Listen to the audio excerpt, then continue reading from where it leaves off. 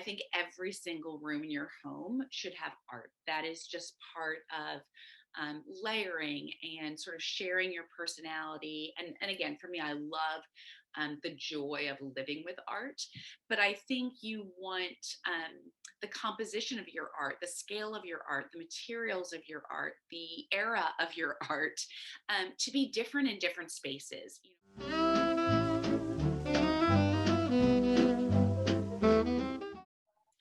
Hi, everyone. Welcome to today's episode of Capital Vintage Charm School. We have the incredible Gen Sohr with us today. If you don't know, and you should, because I don't know what hole you're living under if you're not following her, Jen is the owner of Pencil and Paper Company, a media company that reimagines the shopping experience for women through their daily curated content, whimsical product collaborations, and the monthly Happy Mailbox subscription, which I'm a They look member of. wonderful on you. Jen is a veteran of both the retail and the interior design community, and she is a passionate vintage art collector and here to talk to us today about her vintage art collection. Jen, thank you so much for doing this today. Stacey, I'm thrilled to be here. So much fun. And I am such a vintage lover like you. So it's always, always exciting to talk about that and sort of process.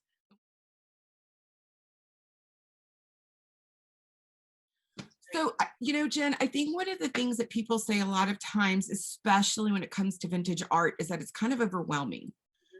Where does one start? It's so many different collections and so many different subject areas that they could cover. Where do you suggest that people start when they're collecting vintage art? I think it's interesting, and I will say a very similar thing about collecting art as I do about any other vintage find. I think you really need to buy what you love, what you're drawn to. There's certainly no magic formula, and you really can't make a mistake, I think, if you're buying something that speaks to you. So I think that's always been my overarching philosophy. I also think with all vintage, you can't go in looking for an exact thing. You will never find it. I say that vintage finds you, and that's sort of the joy of it. And so for me, in terms of finding art, I am really just always, always looking. And when I find something that just is compelling to me, whether that's a color or a material or that it's a series, that's sort of what's been the driver for me. So I don't think there are any rules or guidelines. Just begin. Don't let it overwhelm you. And just get started, whether that's as simple as picking up a beautiful vintage portrait that you find at an estate sale. There really is no right or wrong. I think art should really speak to you personally. So that's always been my strategy. It's a good one. You got to start with what you love, right? Yes. So where are your favorite places to look for vintage art? I love to collect vintage pieces while we're traveling, and I think that's been one of the things that when we are traveling, I try and hit whatever flea market in that country or city that I'm visiting. I think it's such a wonderful way to feel more local and sort of experience the culture. For me, there's nothing more joyful than a vintage hunt. So my husband knows that typically we land and the first thing that I do is look up, is there a flea market in town? So I love the joy of that. And I love really the memory of, sitting in your living room and looking up and remembering where you picked up a wonderful piece of art. So I think that art is very linked to memories for us. And I also always sort of think about that art lives on. And I hope that our children will love to enjoy the pieces that we've collected and remember the stories as much as we do. So flea markets, top of my list always. I also, really love Etsy. And one of the things that I think is wonderful about Etsy is if you are on the hunt for a certain something, if you want a series, if you want something big, if you want a silk screen, if you want a drawing, you can search those terms and find pieces that way. And I find that, to me, it's sort of like sitting in bed at night pretending that you're at a flea market. So I think that's just always a wonderful way to unwind. And I really love that there's no pressure around it. You're not competing with other people. You sort of know that if you see it, it can be yours. You can ponder it. So I think, Etsy is also a really wonderful resource. I will say that I often see a style or piece of art that I love in real life, whether that is going to a thrift store or an estate sale or whatever it is. And that will sort of cue me into something that I love. So I collect a lot of Asian art, really beautiful prints, pieces that are hand painted on silk. And if I hadn't seen that in person, I wouldn't sort of have known that I love that so much. So now, like, that's a perfect search term to use on Etsy to find other pieces that I like. And I think estate sales are wonderful and super approachable, and you can usually get wonderful deals. I tend to not like the competition, because you sort of feel like, oh, you're everybody is sort of battling it out for things, and that feels a little bit stressful for me. So I definitely prefer flea markets and Etsy. Okay. What are some of your favorite search terms on Etsy? You mentioned the Asian art, but I think that is kind of intimidating as well for people. They get on and they say vintage art, and then all of these things pop up. So do you get specific where you say original watercolor or whatever? So specific. The more specific you can be, I think the better luck you'll have finding things.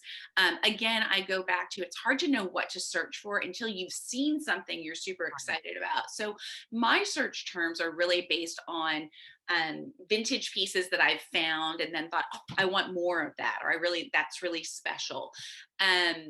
Again, you can definitely search based on subject matter. That's a way to search. I love a series, so I'm very often will add that into the search terms. So pair, or series of prints, or things that are multiples. So that's definitely a search term that I use. I love things that are framed with vintage wood bamboo frames. So sometimes that's a search term, and you never know what, sort of amazing piece of art will come in a vintage bamboo frame. And that is such a really good point. I don't think that the series thing, Yeah. I mean, I've never thought to search like that, and it will fill a wall. So I'm taking two birds with one stone. Absolutely. And I will say, I think as a part of my overall strategy around art, I'm always thinking that I want variety, that I think every single room in your home should have art. That is just part of layering and sort of sharing your personality. And again, for me, I love the joy of living with art.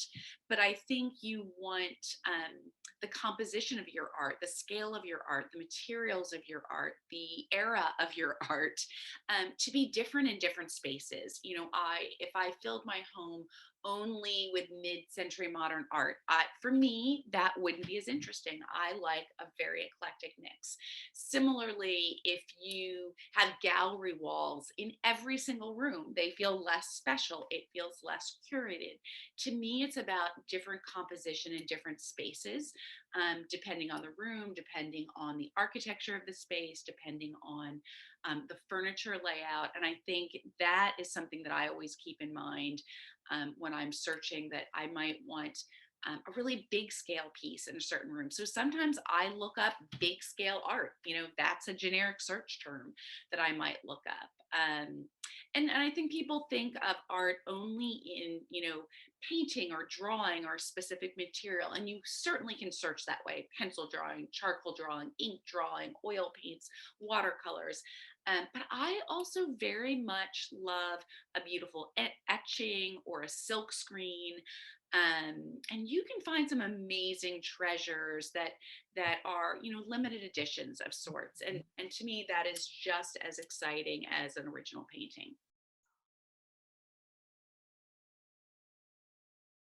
One of the things that I love that you do, Jen, is you do such a good job. And I've studied your Instagram account. in your house consistently with this. So And I'd fun. love to hear your thoughts on this. You do such a good job of pairing your vintage pieces with more modern or Mhm. geometric pieces to add a lot more interest and depth to your collection or your wall or your vignette or whatever you're working on. Is there a formula to that, or how do you feel that out? I feel like it's a hard thing to teach, but I'll sort of tell you a little bit about my process. One, my background is visual merchandising, and that is very much about the puzzle of mixing and matching pieces together until something visually just speaks to you. It's the same process as creating a room and interior design. To me, I love a room that's very eclectic, that's very collected, that's a mix of eras and materials, etc. I would never dress head to toe in vintage. I would always mix that. So to me, my philosophy in how I curate art, or a vignette, or the outfit that I put on, or the room that I put together is the same. It is about a mix of pieces that really speak to me, and then that I feel like there is um, visual synergy with. And synergy doesn't have to mean alike. Sometimes it's very much about complementary colors. I love red and green together because it's surprising, and they really make each color makes the other color more powerful. So when I think about how I curate art, that is very much sort of like the overarching strategy that I keep in mind. And I never buy something and think I know exactly where that's going. Not a piece of furniture, not a piece of art. I very much, and it was probably the thing that was the most challenging, when I did more interiors, is that people are looking for a board that says this is exactly what the room's going to look like. And that is certainly not my approach. I am much more fill a room with pieces that speak to you, that you see them and they excite you. And then I move them around until it feels right together. And so, in terms of art, that might be about a really modern, silk screened, piece, limited edition piece from the 60s, next to something that's very old. I love the juxtaposition that personally speaks to me. So that quite often informs my strategy. And then I talked a bit about color. Right. I like the element of surprise. And so color very much is a driver. I mean, it's interesting. I was thinking about, I've got these two pieces that you can see a touch of behind me. And this is a vintage signed Picasso print that was one of the very first things I bought when I started working. And I was traveling in New York City, and there was just this wonderful gallery that had limited edition signed prints from artists that I love. And so that's very special to me. But I paired it, and it's very modern. I paired it with something that's much less modern, that's a bit more of Oh, that's a beautiful. traditional sort of oil piece. And there's something about they sort of, there's a color connection, but I love really the juxtaposition of the two, and so that is sort of a strategy that I always think about. Jen, I think that is what is so genius about your color studies. I think they mix, so I have them all over my house Yep. because Me because too. because they're so, I don't mean this, they're easy to Yeah. mix with vintage art and Yep. give that give and take that you were talking about giving you kind of that modern, here are these two bold Yeah. colors next to this very old, maybe darker oil painting. I Right. think they're so genius for that. I think that was definitely the intention, is that one, you can buy them big, you can buy them small, you can use them alone in a gallery wall, you can pair them with a vintage piece, or you can do a series of them. And for me, that really came from sort of the needs that I felt that I had in my own house. So I so appreciate you saying that, and sort of recognizing the versatility of them. And I have always loved artists like Joseph Albers and the idea of color studies and very graphic. certainly appeals to me. I just find joy in color, as you know about me. And it is very much the mix of, you can have something new, something not Right. precious. It does not always have to be old or have value. I think it is very much about what speaks to you. And art really can be. I have vintage, wallpaper samples that I have framed, because again, I just find them visually stunning. It can be, a piece of fabric. It can be. Right. I have, vintage silkscreen tea towels that I've had stretched and framed. Art really can be anything. My husband will like doodle on a menu, and we have that framed. I've collected so much art of my sons, over the years. So that's what's magical about an art collection is it Yeah. doesn't have to be expensive. It can be really attainable. It can be, the things that your children bring home from school. There is nothing more special than that. I also love the way that you arrange your pieces. You do a lean very well. I love when you lean a picture on a table. You're not even hanging it. You're giving that layering effect, and I think that that's something that until somebody sees it, they don't think to necessarily do it. I think that's such an inspiration. Well, and I will say what's really so lovely about layered art is that it's so easy to move. I think that's another thing that people are really intimidated by the idea of putting a hole in the wall. Hanging something up feels like such a commitment and can feel really scary. But I try and sort of take those parameters out of it and know that you can always move a piece of art. Um, and in terms of layering art on a beautiful credenza or even on the floor, I love that you have the ability to sort of continue to change that out, and bring newness to a space, and it's really a fun way to do Well, that's why God gave us command hooks, right? that. Stick them, pull them up, stick them. There you go. And every time, seriously, whenever I do this all the time, I come home from an estate sale and I'm like, honey, we did this last. Yeah, yeah. Well, and yeah, that's the joy of, I think, as creatives, it's forever an evolution. I could never imagine, that there's a finish point to a home or a space. They are living, breathing things. And I love to see, things move around and newness and change.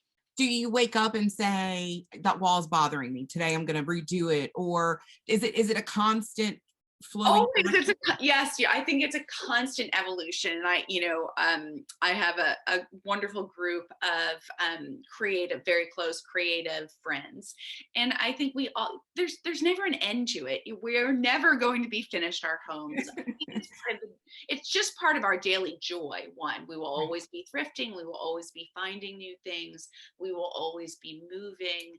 I find it really joyful. So I think there is zero end to that.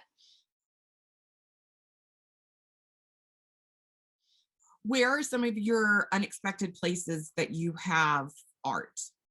I mean, I have art in every single room of the house. I mean, there's barely a blank wall. So unexpected places, probably powder rooms, and I love like our powder room on our main level has black walls, and it is literally filled with just black and white art. And some of it is just beautiful drawings that my husband has doodled, while we're out, and pieces that we've collected in all different mediums. And again, I think that's an example. If you asked how I curate, there's so many different ways to curate, but that's a really easy, sort of parameter to give people that are first starting. So that is all black and white art, and then the walls are literally wallpapered in it. And so I think that that's really fun and unexpected. Sometimes it's just about the placement of where you put the art that feels really like a surprise. We have a guest bedroom, and I have a series of 4 Asian watercolors on silk. And Again, I love a series, so always trying to find a series. But those four sort of fit perfectly horizontally across the headboard and across the two bedside tables, and that feels surprising to see the composition in a very horizontal way. So I really love that sort of architecture and furniture can help you determine where to position art. I think there are no rules that art has to be at eye level. One of my a room that I can remember in a past house that I love the most is, in a child's room, I think about what is eye level for a child and what feels fun. And so in that case, I've had a lot of fun really bringing art down to the level of what your children can see, and that can be done in a really fun way. Like I do remember just having a small piece of art very low, but the sort of view, if you looked beyond the bed, you could see the piece of art very low right there. And I will say again, probably from all of my years of interiors and sort of photo shoot styling, I think about the photo, like how Right. do we capture this? And art will often move around based on like what is that beautiful photo composition. I think that's sort of a great lens to help with how art is hung. And I think I've hit on this multiple times as we've been speaking, but I like a variety of sizes. Yeah. In one room, there might be something that is a huge 6 foot scale. In another room, it might be a series that covers, a wall. And in some rooms, it's really nice to have quite a bit of negative space. And you might have, a pair of two simple pieces that frame a fireplace or frame a particular architectural moment. So, again, no rules, variety. That's really sort of my driving factor, and nothing's off limits for me in terms of where art goes. I want to see something joyful in every space in the home. I was going to say one of the spaces that just really sticks out to me in your home is your bathroom with that very graphic, is it Schumacher Yes, wallpaper that you have? there's garden wallpaper. Yeah. Yes, it's so, but the way that you work the art off of it is just so beautiful. Oh, well, you're kind. And I will say, you know me well, and you know that I love pattern mixing. So, one of my sort of happiest curated art moments in the house is always when you see a beautiful piece of art against wallpaper. And in that particular powder room, we have a really, rather large scale portrait. And it's a vintage portrait. I was drawn to it because the background color is this very surprising sort of orangey color, which just seems unusual for a portrait. So Mm. that was sort of the driving factor in buying that piece. And I love the juxtaposition of that more sort of formal portrait against this very whimsical, sort of playful wallpaper. And opposite of that rarely gets photographed is a beautiful, very modern silk screen in sort of a teal and very bold yellow, and it's just the juxtaposition of that very, very modern piece in there I love as well. So the mix says it all.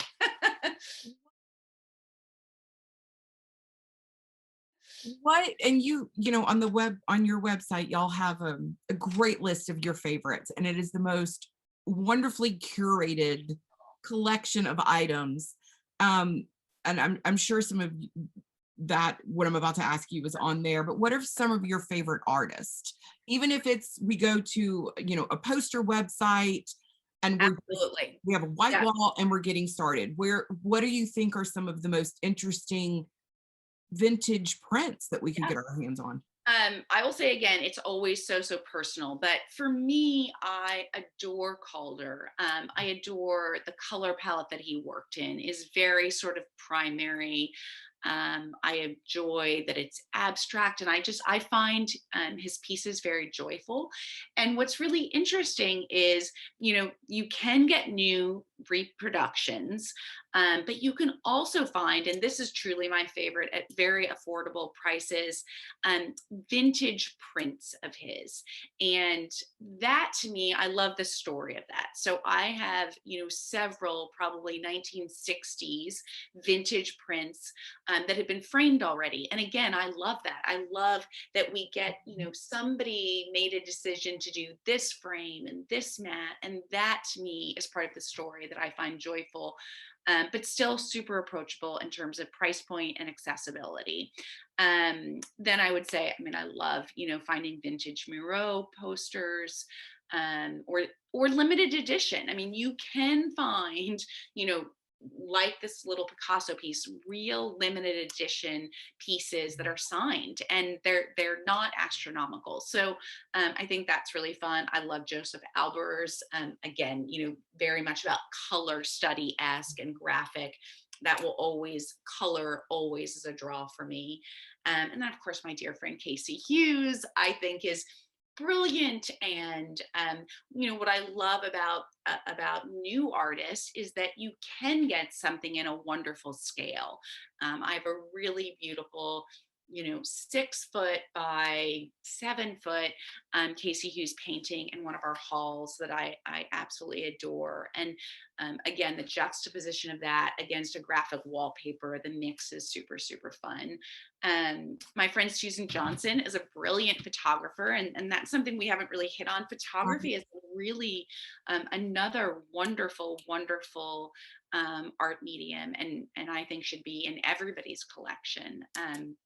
So, it's endless. There are just beyond so many sources. And I feel like I'm learning and discovering new people every single day on Instagram. It's one of the incredible, incredible joys of Instagram, is that you're always connected, and people are very kind to sort of share sources, and it's a wonderful way to discover new and old artists. It really is. We are so lucky to live in this new age of I couldn't agree more. communication. It's just And fantastic. community, really Yes. community and sharing of information. I actually went to an estate sale yesterday with my friend Casey Hughes, on a whim, because another, mutual friend posted an epic, series of wicker lamps at an estate sale, and Oh, said whose estate sale it was. So one, I discovered a new, source of local estate sales. We ran over there. It was a nice little break in the middle of the day, and I ended up leaving with a series of things, but one of them being a beautiful vintage Calder print. And I loved hearing the story. It actually, it's rather large, but it was a fold out piece from a French magazine from the 60s. And oh, again, wow. it's just those little discoveries are really, really fun. So when you find a piece, let's say it's a canvas, Mhm. do you have any tips for how you clean it up? I do not. I was thinking about that. I can't say that I've ever really cleaned a piece of vintage art. When I have bought, an oil painting, or something that is truly old like that and not covered in glass, I've just sort of left them alone. To be really transparent, it just seems scary to touch it. And there's part of me that loves the patina and the story. I dust things off, of course, but I'm not spraying them down by any means. And then, I will say, I do recall buying a really beautiful vintage original oil pastel portrait, and it was not behind glass and very, very delicate. And I did ultimately, that would be an example of, I put it behind glass because I just felt like I wanted to be able to keep it sort of safe and secure for years to come. I'm with you. I'll get Yeah, the cobwebs off, but yeah, past that, let's let it be what it needs to yes, be. absolutely. That's the joy of vintage pieces. It really is. It is. It earned some of that dust, Yeah, didn't it? just like us. Yeah, Well, Jen, if you have a few minutes, I have some yeah, questions that I ask everybody interviewed to get to know you a little bit better. absolutely. What is your China pattern?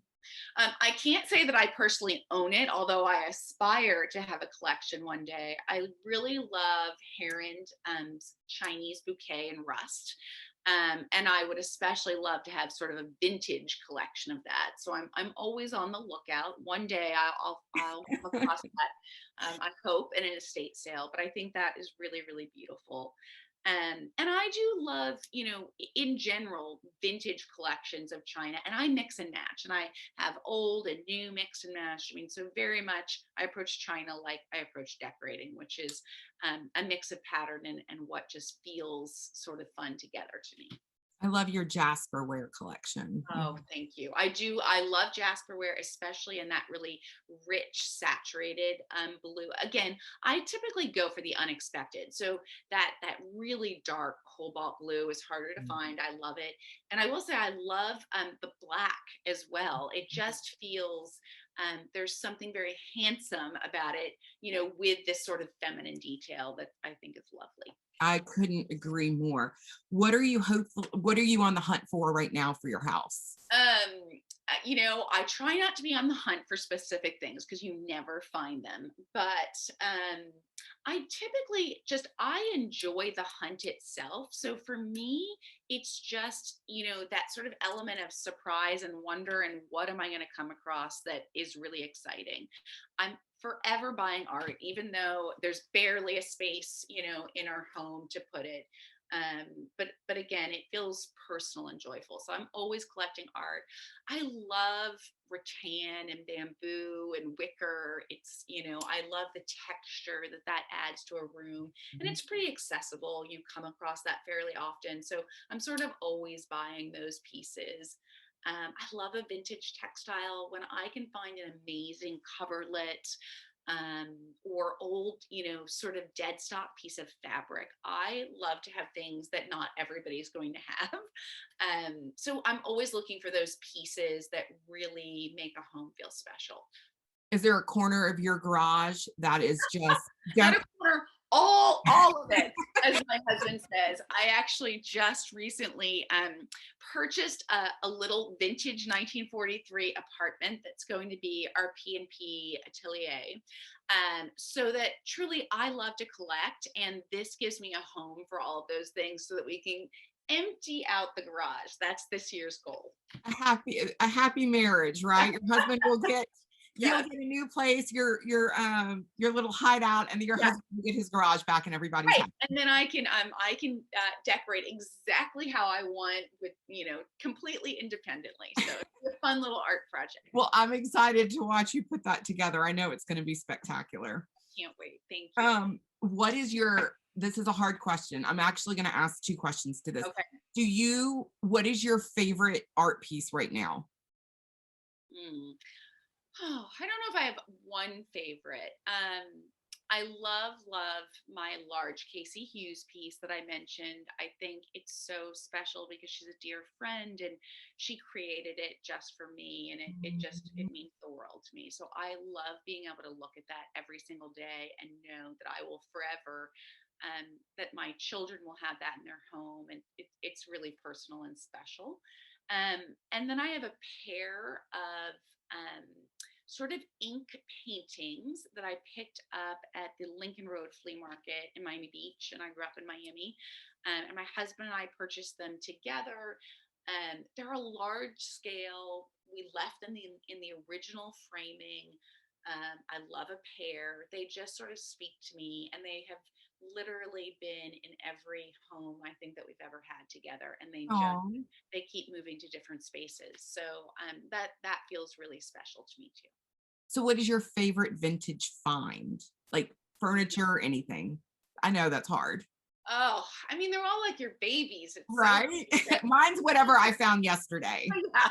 right? Like I just bought a new couch that I got for pennies, literally Right. pennies And at auction. And yes, now I'm like, this is all I care about. Everything else is dead to me. that's so funny. Well, I will say the story behind it always impacts, I Mhm. think, what you're excited about. So, remember, I always say, like, I remember the things that I've picked up in flea markets while I'm traveling. And it's just such a visual cue to that trip and that place and time. So that's always interesting to me.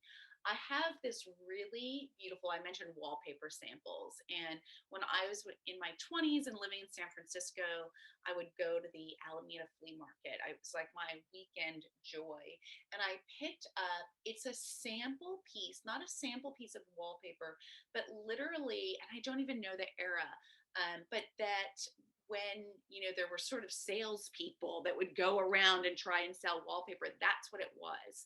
And it's hand silk screened, and it's red bamboo Asian sort of modern graphic print, and it just speaks to me in every way. So that definitely feels like a treasure. I have a blank Dasheen lamp that I really love. I mean, really, I mean, hard to say. So many pieces, it's endless. So we sort of went through this earlier. What would you prefer, an estate sale or a flea market? Absolutely a flea market. As I said, I like the joy of the hunt and that element of surprise of turning the corner and just seeing that thing that speaks to you. And whereas estate sales, it just feels super competitive. Nice. And I don't like that sort of frenzied feeling, or that you're gonna have to elbow your sort of way in and battle it out over something. That's far less joyful to me. So So would you rather go to a thrift store or do you do auctions? What would you prefer? definitely a thrift store. Again, I think that sort of aligns in the same way that thrift store feels like I found this little treasure.